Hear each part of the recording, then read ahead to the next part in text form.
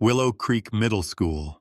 Late winter, pale sunlight fighting through high frosted windows, turning the art room's paint jars into glassy jewels. Brushes clink, soft jazz from the radio, and 24 kids hunched over their projects until the silence fractures with a guttural snarl.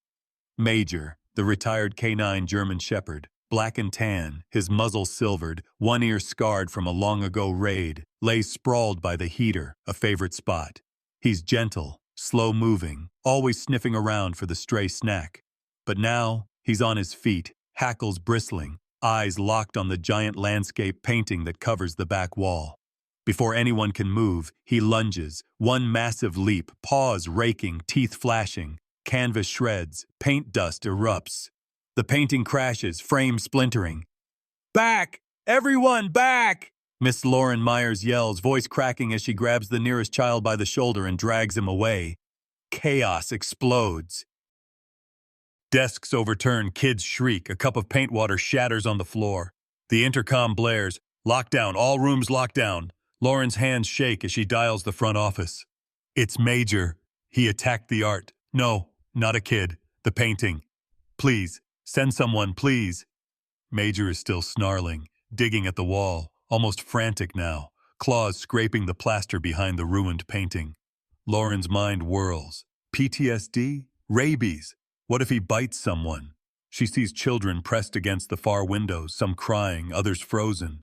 "It's okay, stay back," she shouts, forcing herself to sound calm. Her heart is pounding, mouth dry. Officer Becky Turner bursts in, badge shining, gun holstered but hand tense. "Everyone out! Hallway now!" Becky herds the students into the corridor, radioing for backup. Lauren tries to breathe, body vibrating with adrenaline. Major, still whining and pawing, finally pauses, looking at Lauren with pleading eyes. She kneels down, voice trembling. "What is it, boy? What do you smell?" Behind the shredded painting, a strange seam glints in the drywall. Becky joins her, brushing dust away. There, a thin steel panel, almost invisible. At the base, a small, sunken handle. Lauren's mind flashes with memory. Her father's hand sketching secret doors in her childhood drawings. Her breath catches. Major's whimper turns urgent, tail thrashing. Becky radios for the bomb squad. Kids watch from the glass door, wide-eyed, the sound of distant sirens rising. The principal arrives, pale, demanding explanations. Lauren just points. He's trying to show us something. 5 minutes later, in the suffocating quiet, 2 officers pry open the panel. The wall groans, and a narrow steel door swings open, revealing a black gap in the plaster. A cold, musty draft washes out. Lauren stands frozen, one hand gripping Major's collar, the other pressed to her pounding chest. The world feels tilted, unreal. Inside the dark cavity, flashlight beams dart across the dust-choked air, metal shelves, old tape recorders, boxes with faded labels, a battered manila folder marked "Confidential" sits on top. Becky's gloved hand trembles as she lifts it. Major sits, breathing hard, pressing against Lauren's side. She stares at the folder's cover. Why does her own name, Myers, look so familiar, so wrong here? Her mind tumbling through half-remembered dreams of tunnels and locked doors. She bites her lip to keep from crying. This can't be real. Then a shrill voice from the radio. "No explosives found, just old files and equipment. Looks military, Cold War era." Lauren feels a knot tighten in her gut. Major noses at her, licking her hand. "Good boy," she whispers, her voice breaking. "You did good, Major. You did so good." In the sudden silence, Becky's voice echoes. "Lauren, look at this." She holds out the folder. Inside, yellowed pages listing dozens of children's names, strange codes, and a hand-drawn map of the school's underground tunnels. On the last page, a black and white photo of a little girl. Lauren's heart seizes. She's staring at her own childhood face. And just beneath it, in her father's handwriting, a name she hasn't heard in years. 100 questions ignite in her chest. Why was this hidden? What did her father do here? What secrets slept beneath Willow Creek all these years? Major's tail thumps. Lauren wraps her arms around his neck, burying her face in his fur. For the first time, she lets herself sob. But behind her, Becky is already calling in the FBI. And outside, a snow squall blows against the window, erasing the world in white. The world outside the art room has vanished, just icy wind howling past snow-caked windows and a dozen flashing red and blue lights in the lot. Inside, Lauren's legs feel weak as the chaos recedes. Officer Becky Turner stays by her side, hand steady on Major's collar. The steel panel is open now, a black wound in the school's wall. Within minutes, the bomb squad, heavy boots, Kevlar vests, faces masked with seriousness, arrives. Lauren stands in the hall, her heart hammering so loud she can barely hear Becky's words. "We have to clear the area. This is no longer just a school issue." "You okay?" Lauren nods, but she isn't sure if it's true. Her eyes keep flicking to Major. The old dog's tail is still, his eyes fixed on the open wall, a deep rumble in his chest. It's as if he knows exactly what's inside, and that it matters. The principal, face drawn tight, hesitates at the edge of the commotion. "Should we evacuate? Is it a bomb?" He looks from Becky to Lauren, desperation and anger fighting for space in his voice. Becky answers, no sign of explosives, but something was hidden for a reason. She gently urges Lauren to the doorway. "Come on. Let's give them space." The classroom empties, but the room's energy lingers, fear and confusion crackling like static. Lauren grips her lanyard, knuckles white. Her mind won't stop spinning. Was my father really involved in this? Did I ever know him at all? She watches through the glass as officers crowd the far wall, flashlights sweeping the darkness beyond the steel panel. Minutes pass in a blur. A hush settles as the bomb squad leader steps back, lowering his mask. No bombs, just looks like an old storage room.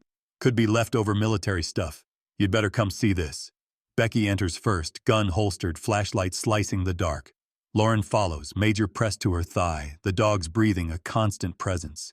The chamber inside is colder than the classroom. Thick dust clings to the air, cobwebs lace the ceiling, and the smell of mildew makes Lauren's stomach churn. Metal cabinets stand in crooked rows, locked tight with rusted padlocks. There are stacks of ancient tape recorders, each one labeled with brittle masking tape and blocky handwriting. Session 4A, Subject 7, Control Group. Folders spill from cardboard boxes, stamped confidential in fading red ink. Becky sweeps the light across the room. "This is," she starts, but her voice trails off. On the back wall, papers are tacked to a corkboard, curling at the edges. Lauren steps closer, drawn by a familiar pull of dread. A file sits open on a metal desk. Becky gestures. "Go ahead. You should see this." Lauren's fingers tremble as she lifts the folder. She reads the names, children, all younger than 10. Their names are followed by numbers and strange acronyms. S09, Myers, Lauren, Phase B. She flips to the next sheet, a map, hand-drawn, lines crisscrossing under the school's layout. Tunnels, some marked with arrows, some with thick black X's. She sees it then, her own maiden name, written in her father's handwriting. Myers, Subject 09. Her throat tightens. She remembers bedtime stories about hidden rooms, about secret doors in the dark. Nightmares of being trapped, of voices she didn't recognize calling her name. Was it all real? Becky gently places a hand on Lauren's shoulder. "You okay?" I don't know," Lauren whispers. She feels Major lean against her, grounding her in this nightmare. "My father, he worked here before. When the school was part of the old Air Force base. I was just a kid. I never understood." Becky nods, her face unreadable. "We're going to need the FBI for this. These are government documents, and your name's all over them." A heavy silence settles in the cold, dust-choked chamber.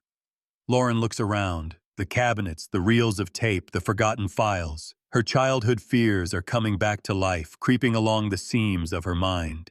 Major noses at a lower drawer, whining low and urgent. Becky kneels, pries the drawer open. Inside, more files, one labeled Silent Echo. Becky glances at Lauren. "Does that mean anything to you?"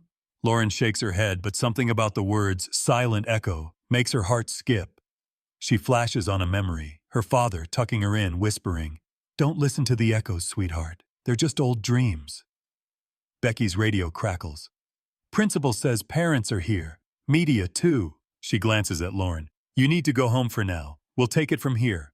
I'll stay with Major." Lauren hesitates. Major looks at her, pleading as if to say, "Don't leave." But Becky is firm. "You need rest. Trust me." Lauren steps into the hall, the door closing behind her, the cold seeping into her bones. Her mind won't settle. Images flash behind her eyes. That map, the list of children, her own face staring back at her from a yellowed page. She remembers a song her father used to hum, low and sad, when he thought she was asleep. Outside, the crowd has grown. Parents clutch their children. Teachers whisper in nervous knots. Lauren pushes through, numb to their questions. Was I ever just a normal kid? She wonders. Did my father ever see me as anything but... Subject 09. Becky appears in the doorway, Major at her side. She meets Lauren's gaze and gives a tiny nod, something between apology and encouragement. The bomb squad, now packing up, looks just as shaken as the teachers. Lauren turns away, blinking against the wind. For a moment, she thinks she hears her father's voice. Don't listen to the echoes. Major barks behind her. She glances back, just once. In his eyes, she sees the same mix of fear and hope burning inside her. And she knows, whatever secrets lie hidden under Willow Creek, she can't turn away now. Lauren's apartment was quieter than usual that night, the winter wind rattling the window panes and painting trembling shadows on the walls.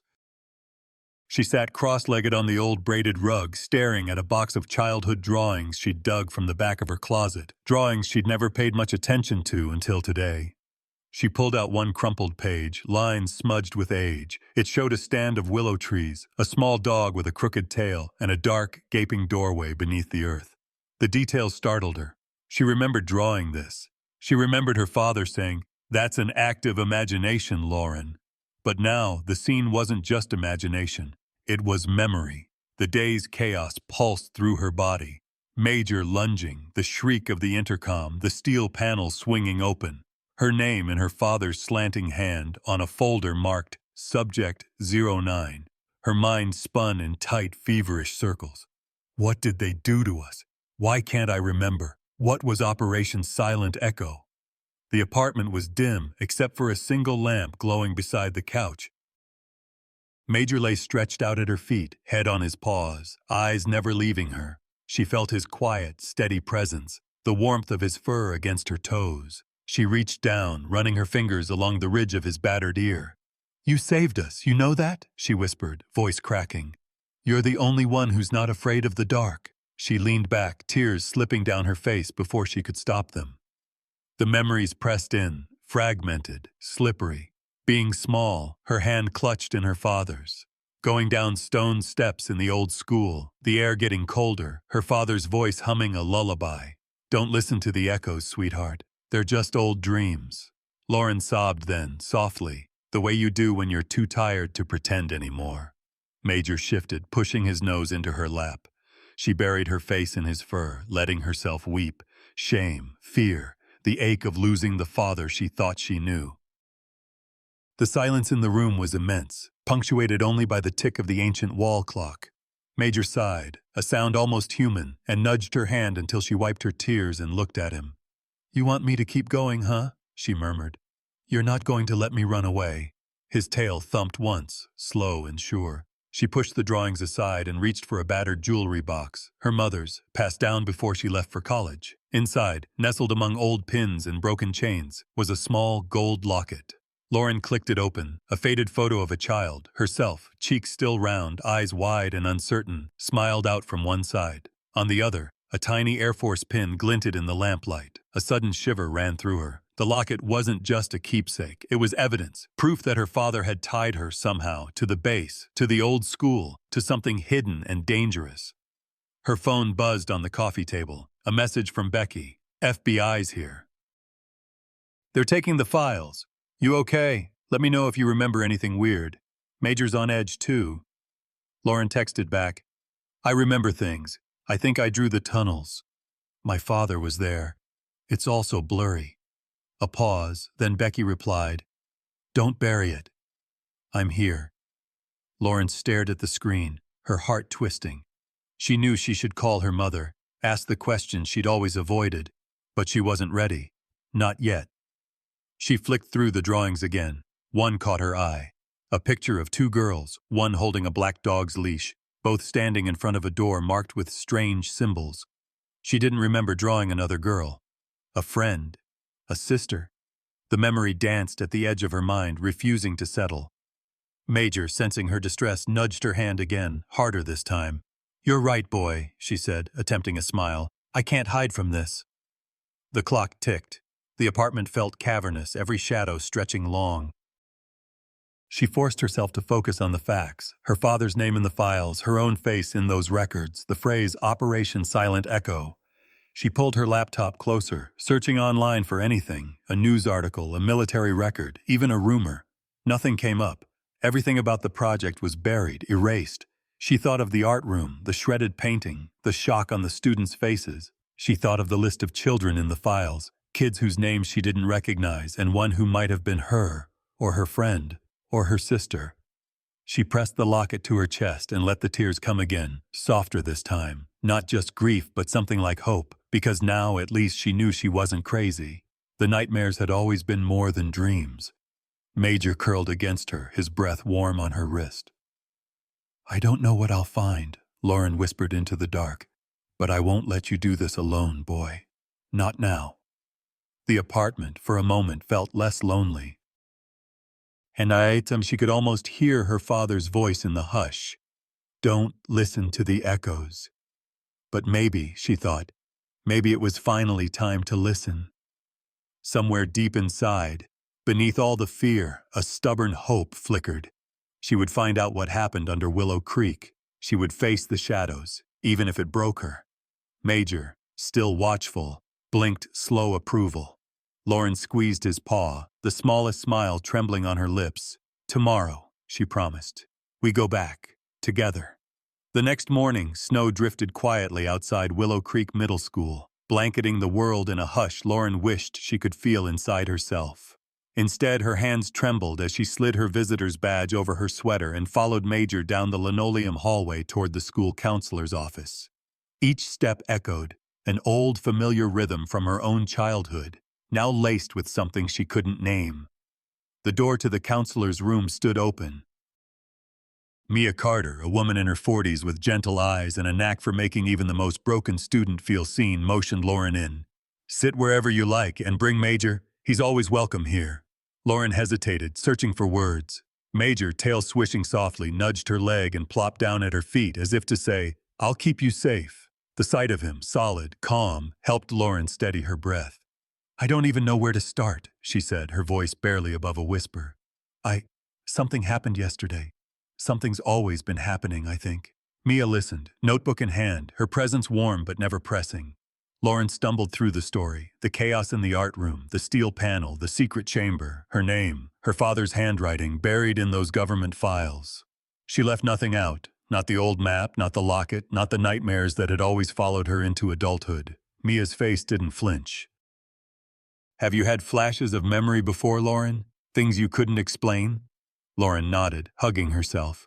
"Since I was a kid, I always thought they were nightmares, but last night I looked at my old drawings. They match what we found. I think something happened to me. Maybe to other kids. There was a list of subjects in those files." Major whined softly, his gaze fixed on Lauren. Mia watched the dog, then turned back.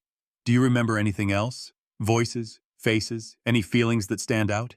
Lauren's voice dropped to a hush. "Sometimes I remember a door, cold concrete, people in white coats, and my father, but he feels different in those memories.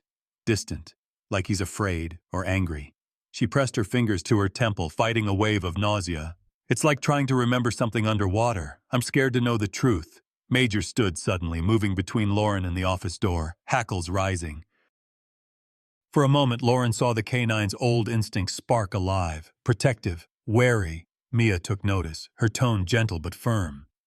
"Does Major always do that when you mention your father?" Lauren swallowed hard. "He's never liked that name. I thought it was coincidence."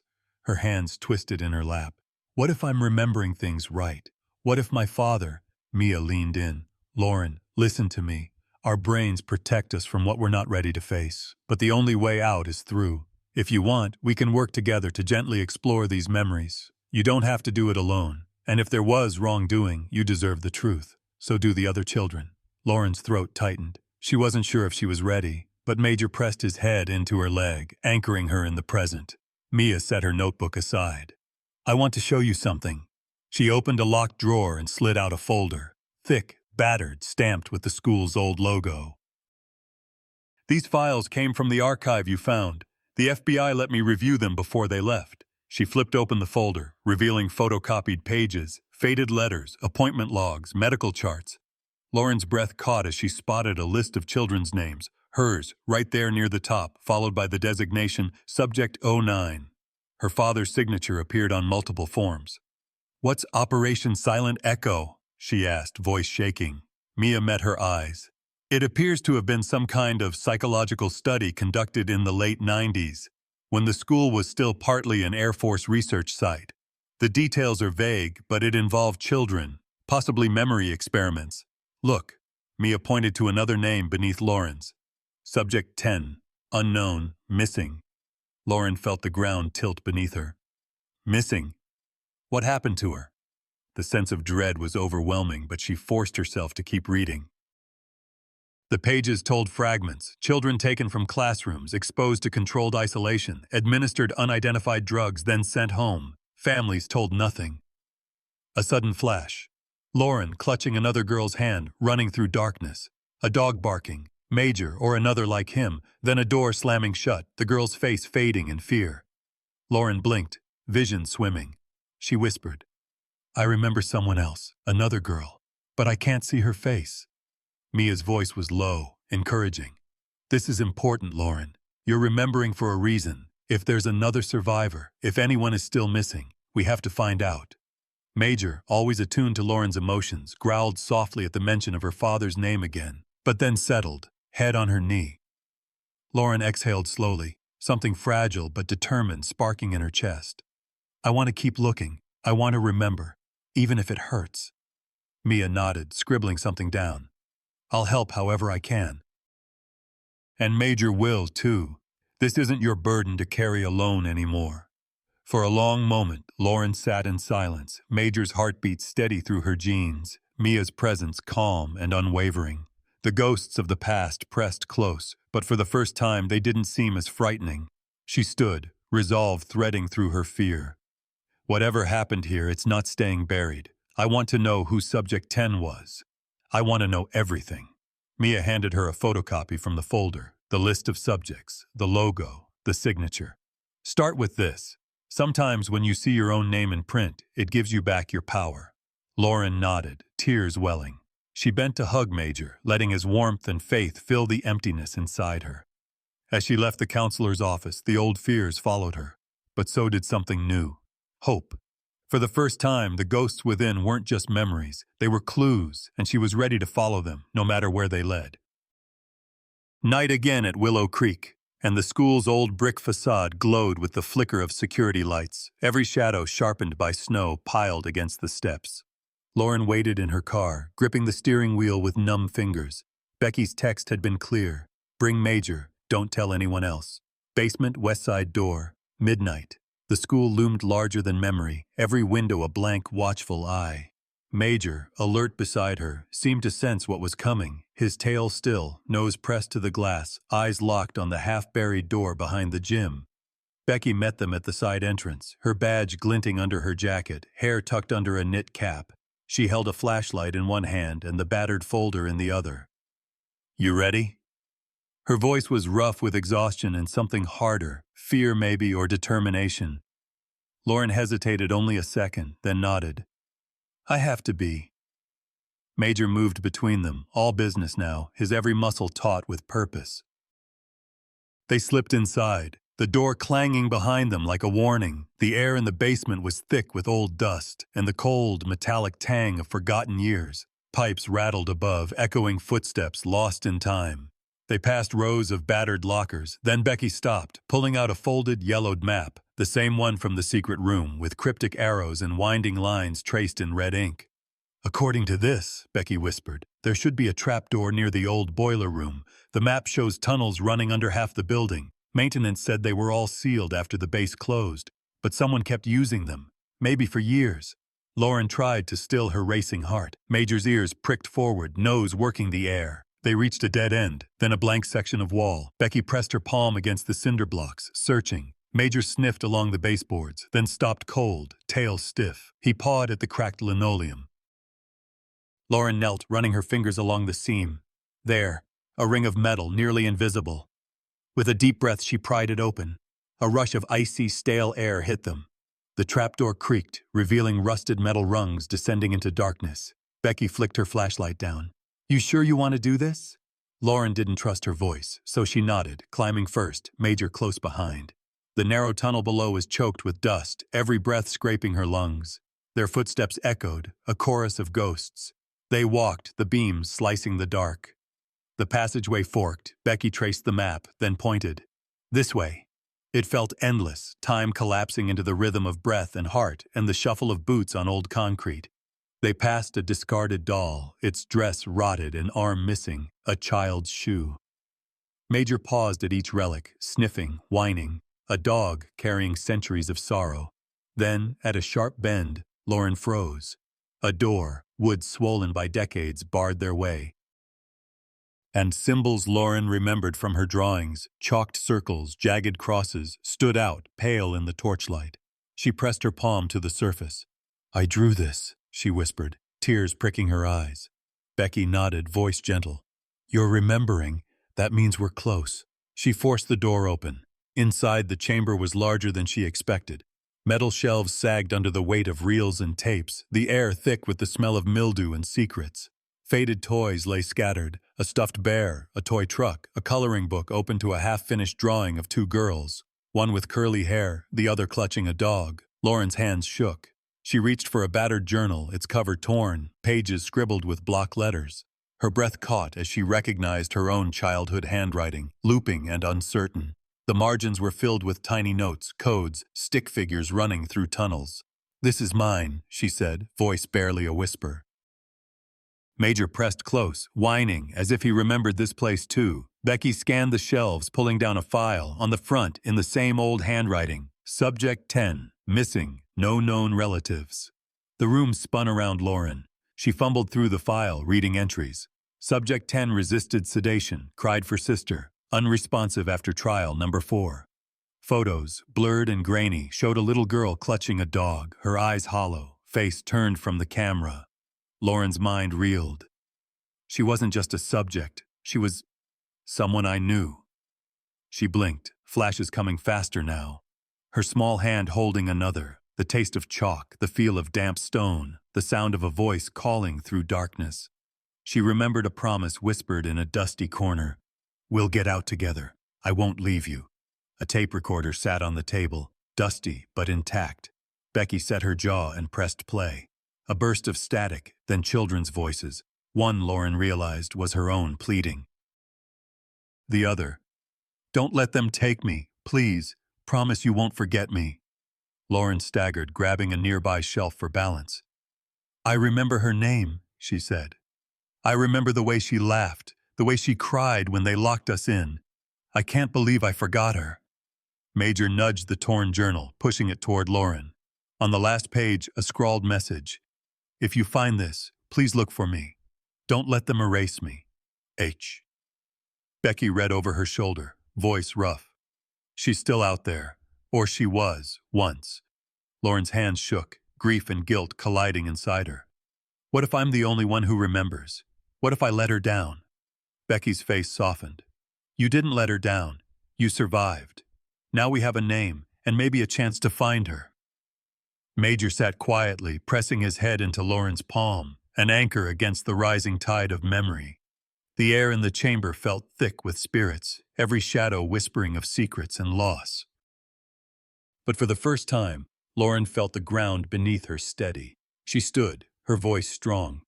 "We're not leaving her behind. Not again." Becky nodded. "We'll follow the evidence, no matter where it leads. For her. For all of them." Lauren gathered the journal, the file, the old tapes, her hands firm now, no longer trembling. Major led the way as they climbed back toward the surface, the cold night air washing over them like a promise. Above ground, the world felt wider, the stars brighter. Lauren looked up, whispering the girl's name, no longer just a ghost, but a hope. Tomorrow, she thought, the search begins. For Subject 10. For herself. For every lost child who ever waited in the dark. Dawn clawed at the horizon as Lauren, Becky, and Major returned from the tunnels, cold and shaken but carrying the lost journal and files that trembled in Lauren's hands. The sky was bruised purple, and Willow Creek's empty streets seemed to stretch for miles, echoing the ache in Lauren's chest. She hadn't slept, not really. Each time she closed her eyes, she saw the shadowed face of Subject 10, a sister, a friend, or maybe just the reflection of every lost child. Her memory was piecing itself together, but every answer only uncovered new questions. The FBI had set up a temporary command post at the school's administrative wing. Becky led the way, flashing her badge to the agents stationed by the doors. Inside, the atmosphere pulsed with tense energy. Phones ringing, maps pinned to boards, agents in suits reviewing stacks of old files. "Morning," Becky greeted, her voice a notch lower than usual. "We found something last night in the tunnels. Records, tapes, names. It's bigger than we thought." An agent with tired eyes looked up. "You have the files?" He gestured them into a side room, a makeshift evidence lab now littered with folders, cassette players, and computers. Lauren handed over the battered journal, the Subject 10 file, and the bundle of cassettes. Her hands lingered on the last tape, not ready to let go. "We have to find her," Lauren said quietly. "Subject 10. She was a child here, like me. Her name might have started with H. She's still missing." The agent nodded, making notes.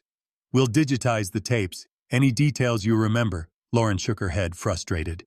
"It's all coming back in pieces. There was a mural at the old orphanage, out past the rail tracks. It's in the files. I think we should check it out." Major pressed close to Lauren's leg, his presence grounding her as the room buzzed around her. Becky squeezed her shoulder. "Let's go," she said. The drive to the abandoned orphanage took less than 15 minutes. The building squatted at the edge of town, windows broken, paint peeling in long, curling strips. Ivy clawed at the bricks. For a moment, Lauren felt 7 years old again, dread prickling her spine. She glanced at Major, who studied the entrance with unwavering focus. Inside, dust coated the air and floor, swirling in the shafts of light that pierced the gloom. Graffiti curled around the door frames. The scent of mildew and rot clung to everything. They picked their way through the silence until they reached the old playroom, a place Lauren had almost erased from memory. And there it was, on the far wall, a mural faded by time and graffiti but still haunting. 2 little girls, one with wild curls, the other clutching a black dog, huddled beneath a willow tree. Shadows loomed above them, faceless adults in white coats, their eyes just black hollows, painted beneath the mural, barely legible. "Don't let them erase you." Becky's breath caught. "Did you ever come here as a kid?" Lauren shook her head. "Not that I remember, but I drew this scene over and over." They searched the room, guided by instinct more than evidence. Major sniffed at a loose board beneath the mural, whining. Becky pried it up, revealing a cavity stuffed with crumpled children's art, broken toys, and, at the very bottom, another set of tapes and files tagged with the same code, Operation Silent Echo.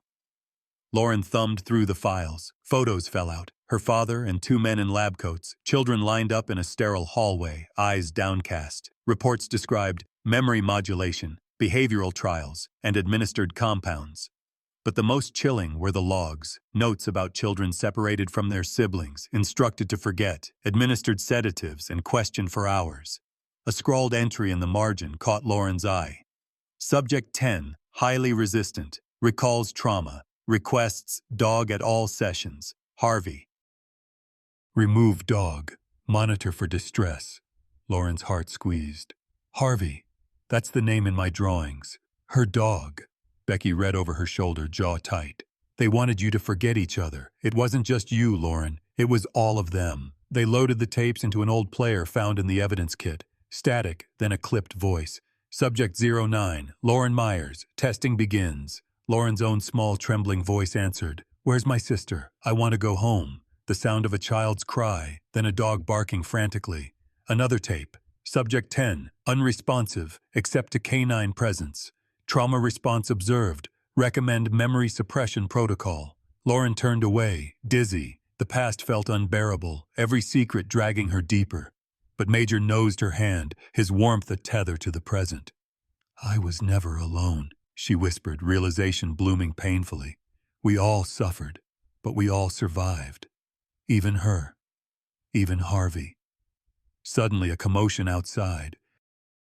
An agent called, "We've got something." In the old records, they'd found transfer paperwork for a border collie named Harvey, adopted out of state a decade earlier. Same timeline as Subject 10's last known record. A possible lead, at last. Becky's phone vibrated.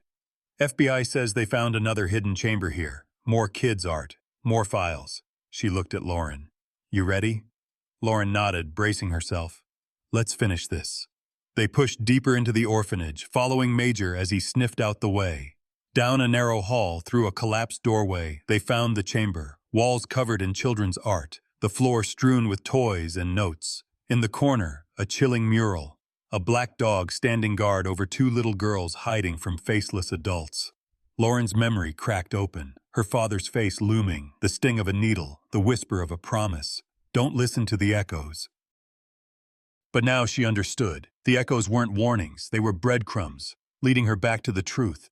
She sank to her knees, running her hand over the names etched into the wall. "I'm sorry," she whispered, voice shaking. "But I'm here, I remember. I won't let them erase you." Major pressed close, eyes bright, tail thumping gently in the dust. Becky knelt beside her. "We've got enough evidence. It's not just a story anymore, Lauren. It's the truth. The world's going to know." Lauren stood, brushing tears from her cheeks, heart battered but steadier. The secrets of Willow Creek were unraveling, thread by painful thread. But this time, she wasn't alone in the dark. And somewhere, she hoped, Subject 10 was still out there, waiting to be found. The story had broken wide open. By the time Lauren, Becky, and Major returned to Willow Creek, the world outside had shifted, no longer silent but humming with the fury of reporters, parents, and police. News vans clogged the school parking lot, antennae quivering in the late winter wind. Flashbulbs lit the main doors, and every face seemed to be watching, waiting for answers. Inside, the school was in lockdown for the second time that week. Federal agents swept through hallways, securing evidence, questioning staff. Children's voices echoed behind classroom doors, nervous, confused, asking questions nobody wanted to answer. Lauren moved like a ghost, ushered past crowds by Becky and a pair of agents. She felt exposed, her nightmares, once private, now dissected on national news. Her phone buzzed with messages she was afraid to read, reporters, old classmates, even strangers, all wanting the story, the proof, the scars. By late evening, she sat in a small, fluorescent-lit office at the local FBI field office, flanked by Becky and a federal prosecutor. The air was thick with coffee and stress. Lauren pressed her palms to her knees, trying to keep from trembling. Major rested at her feet, chin across her shoes, eyes watchful, her only comfort in the glare. "Ms. Myers," the prosecutor began, voice measured but not unkind. "We need you to testify. You're the only living witness who can explain what happened. You understand the importance of this?" Lauren nodded, mouth dry. "I don't remember everything, but it's coming back, sometimes all at once, sometimes just flashes." The prosecutor nodded. "That's enough. Just tell the truth." Becky squeezed Lauren's shoulder. "You're not alone." For a moment, Lauren closed her eyes and let herself remember. The hidden chamber, the names on the files, her own handwriting in that journal, the lost voices on tape. And her father's face, not the way she'd known him, gentle and quiet, but distant, closed off, always humming a lullaby that felt more like a warning than comfort. When Lauren spoke, her voice was steady, but pain laced every word. "My father was part of the research. I don't know why. I was just a kid. There were others, at least a dozen, maybe more. We were kept in those rooms, tested. I think they tried to erase things from us. I think I had a sister, or a friend, Subject 10. They called her H, her hands curled in her lap. I forgot her for years, but I can't anymore." The room was silent. Even the agents looked shaken. Outside, the media storm intensified. Parents demanded answers. How could this have happened? Their voices echoing through the halls. Some were angry, others just afraid. The school's board issued a statement, but nobody believed in simple explanations anymore. The dark history beneath Willow Creek was bubbling up, unstoppable. Becky stayed close, running interference with the press. Major barely left Lauren's side, even in the glare of cameras. His presence steadied her, reminded her that even in the worst shadows, there was still loyalty, still hope. On the third day of the investigation, during a televised interview on the school lawn, Major startled, barking at a spot behind the news tent. Becky, recognizing the old K9's intensity, grabbed Lauren's hand and led her away from the crowd. "Something's up," she whispered, following Major's lead. He tugged them toward the old orphanage, now crawling with agents and forensic teams. But instead of heading to the main rooms, Major darted around the side, nose to the ground, to a forgotten basement window half buried in ivy. Lauren felt her breath catch. "He's found something," Becky nodded, radioing for backup. Together they pried open the rusted grate and slipped through. The air was cold and thick with dust. Their flashlights flickered over concrete walls until Major stopped at a narrow section, tail rigid, pawing frantically. Lauren ran her fingers along the wall and found, almost invisible, a hairline seam. With Becky's help, they pushed. The wall gave way with a groan, swinging open to reveal a hidden alcove. The flashlight beam danced over the contents: a battered backpack, a worn sweater, a pile of notebooks, a faded photograph of two girls and a black dog. Lauren dropped to her knees, heart pounding, tears blurring her vision. "This is her stuff. This is Subject 10. She was here." She rifled through the notebooks, pages filled with blocky, determined handwriting. "They say I don't have a family, but Lauren is my sister. Harvey is my dog. I remember. At the bottom of the pile, a final message, scrawled in red crayon: "Still watching, still here." The revelation crashed over Lauren in waves: guilt, grief, and sudden hope. She survived. She fought to remember, even when they tried to erase us. Becky knelt beside her, voice raw. "We'll find her, Lauren. We'll find them all." Major pressed his nose to the backpack, whining low and deep, a sound that trembled with both sorrow and certainty. Outside, the storm of public attention only grew.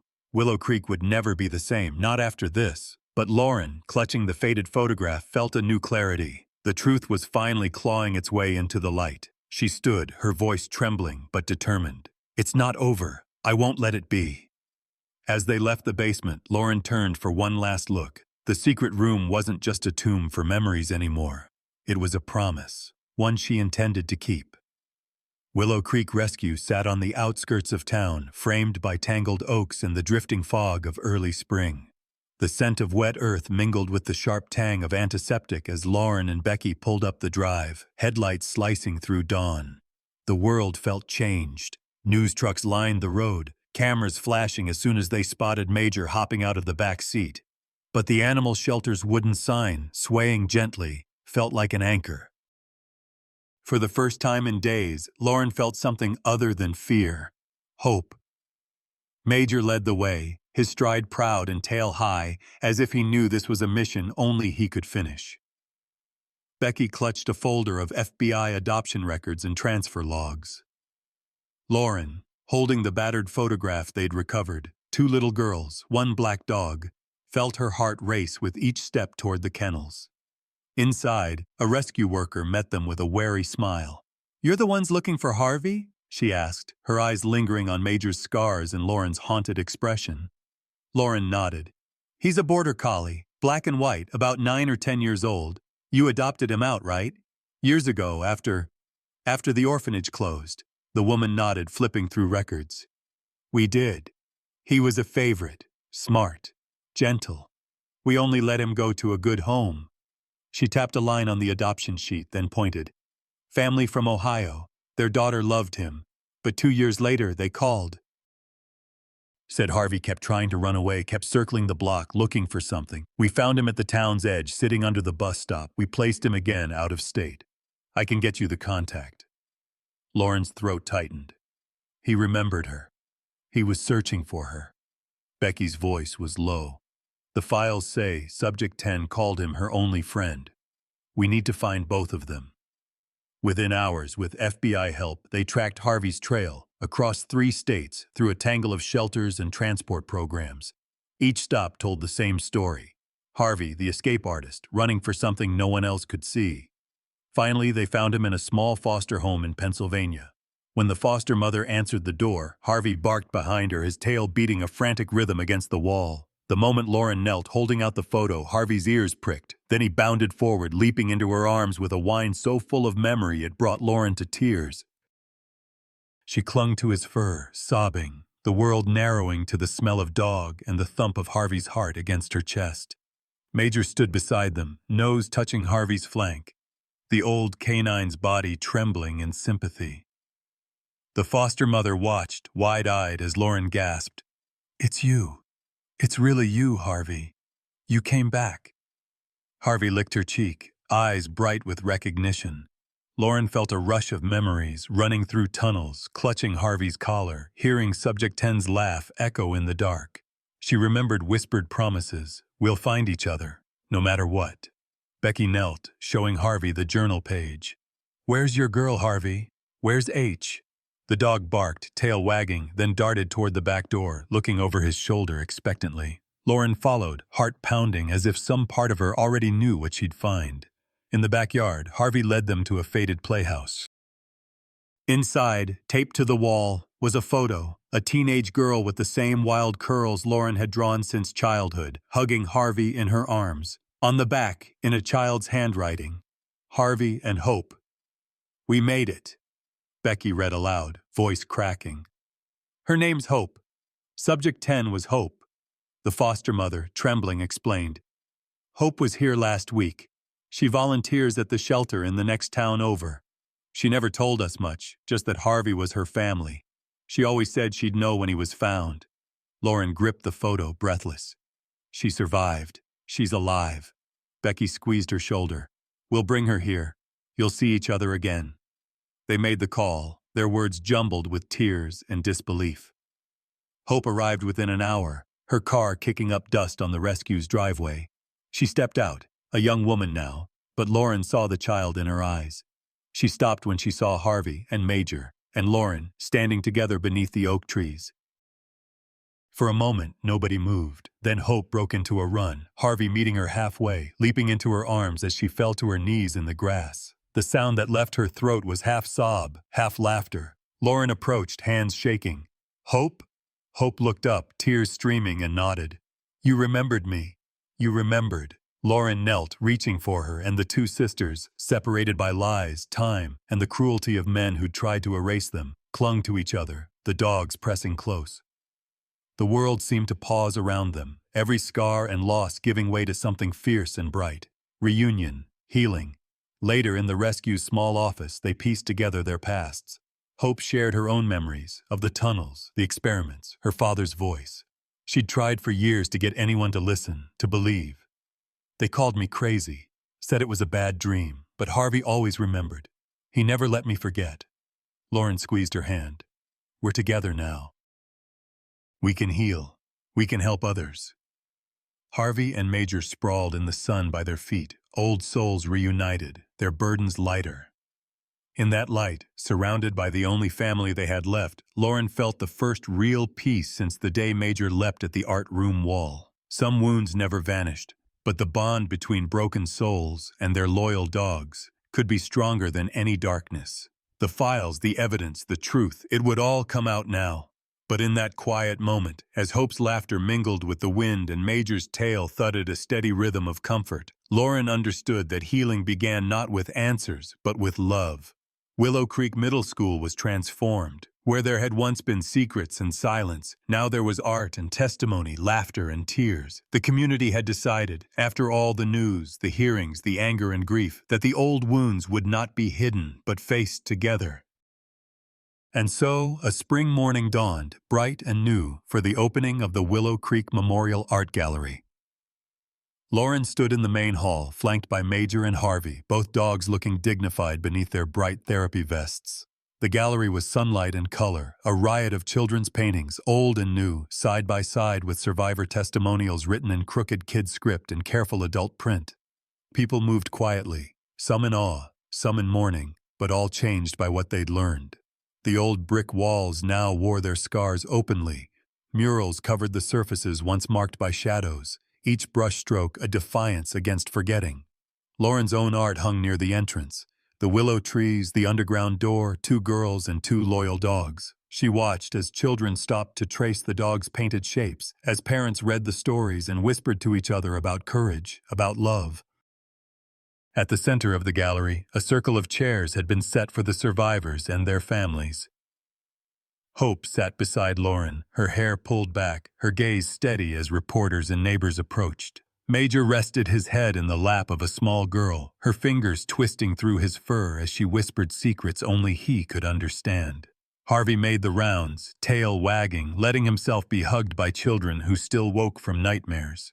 The opening ceremony was simple. No speeches from politicians or grandstanding from lawyers, just the voices of those who'd lived through the darkness. Lauren stood when her name was called, the room falling silent around her. She held the microphone with both hands, feeling its weight, her knees trembling, but she didn't look away. "I spent years hiding from memories I thought were nightmares," Lauren began, her voice rough. "But healing only began when I found the courage to face what really happened, to remember what others wanted me to forget." Her gaze met Hope's, then Becky's in the crowd. "I thought I was alone, but I never was.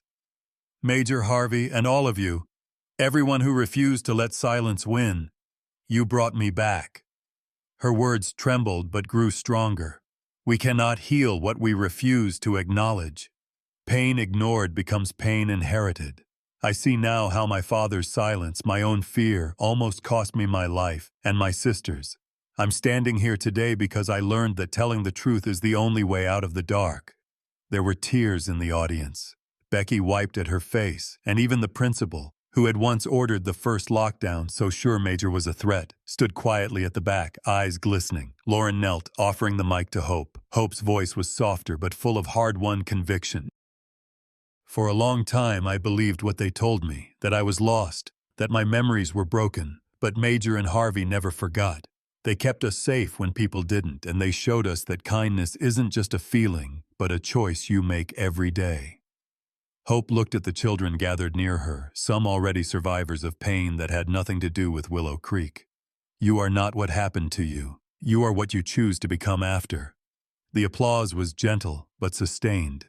After the speeches, people moved through the gallery, pausing at a wall filled with handwritten notes, children's art, thank you cards, and one in Hope's careful hand.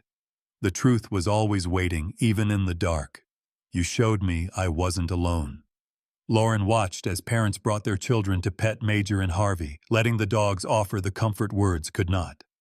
Some children curled up beside Major, their breathing slowing, the fear in their eyes softening.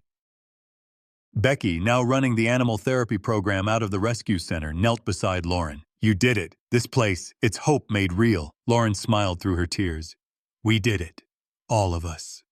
As the afternoon faded, a counselor gathered a group of survivors and their families. They made a circle around Major and Harvey, sharing stories, some simple, some raw, but all honest. There was laughter too, bright and clear, and a sense that, at last, the air inside Willow Creek was different, not empty, but full of possibility. Lauren stepped outside into the sunlight, taking a deep breath. She turned back to watch children painting a new mural, a sunrise, 2 dogs, children running free. She saw Hope hug a neighbor, Becky hand out art supplies, and a reporter set aside her camera to kneel and pet Harvey. She thought about everything she'd learned, that healing isn't forgetting, but remembering together. That the bravest thing you can do is face the shadows, not alone, but side by side. That animals, with their patience and presence, are healers in ways no doctor or counselor can ever be.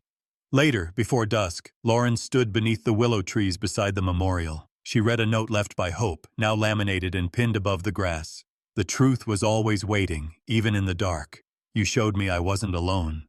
Lauren pressed her palm to the rough bark. For the first time in years, she felt only gratitude. For Hope, for Major and Harvey, for every child who had found a way through the shadows, and every adult who dared to listen. She turned to the camera, letting the moment sink in, and spoke for everyone who needed to hear. "We are stronger than the silence, and together we can build something that lasts." Spring in Willow Creek arrived in a rush of color and birdsong.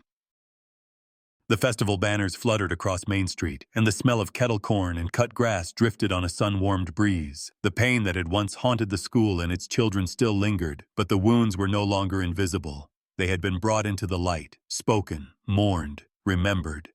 On the morning of the town's spring festival, Willow Creek Memorial was alive with music and laughter. Children darted across the green, faces painted, arms swinging kites overhead. The old school lawn, once a field of secrecy and silence, had become a gathering place for hope. At the heart of it all, a new mural stretched across the brick wall, a sunrise cresting above the willow trees, two girls holding hands, Major and Harvey bounding at their heels.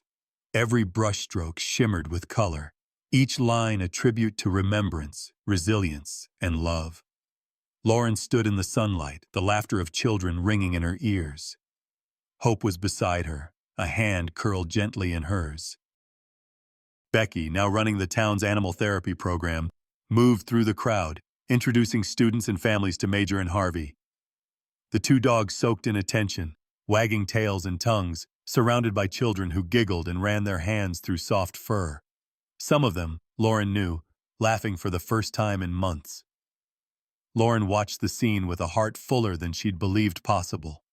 She felt the scars, yes, but also the healing that had begun to grow around them, twining through her life like new grass after fire. She thought of the children crowding around Major and Harvey, each finding comfort in the dog's gentle presence, each making memories built on trust, not fear. When the music faded and the crowd gathered for the ceremony, Lauren stepped forward to the microphone at the foot of the mural. She glanced over the crowd, survivors and their families, neighbors, teachers, old friends, and so many new faces, people who had come to bear witness, to share in the light. She saw the principal and counselors, heads bowed, volunteers from the rescue, even a few of the agents who'd first helped dig up the truth, and everywhere, the quiet glimmer of hope. Lauren took a breath and spoke, her words steady. We can't change what was done to us, or to the children who came before. We can't erase every scar, but we can choose what we do with our pain. We can use it to protect, to teach, and to love. Her voice caught as she looked at Hope, at Becky, at the dogs resting at her feet. Healing is a journey, not a destination. Some days it's easy, some days it's impossible, but it's always worth trying. Today, we remember, not just the pain, but the courage and kindness that brought us here. Every act of art, every story told, every wagging tail, these are steps toward wholeness. Steps toward a future where our children walk in sunlight, not shadows. The audience listened, many with tears in their eyes. Lauren saw parents holding children closer, friends linking arms, neighbors nodding along. She continued, voice full of conviction. We learned something here in Willow Creek. We learned that true change starts when we're brave enough to face our own shadows, and when we listen to those who have lived through them. The legacy of this story isn't just the truth uncovered, but the community we've built. One that speaks, witnesses, and transforms. Hope stepped forward, speaking softly, her voice threading through the crowd. We can all be the person, or the dog, who brings someone out of the dark. Sometimes all it takes is a kind word, a listening ear, a hand to hold, or a safe place to cry.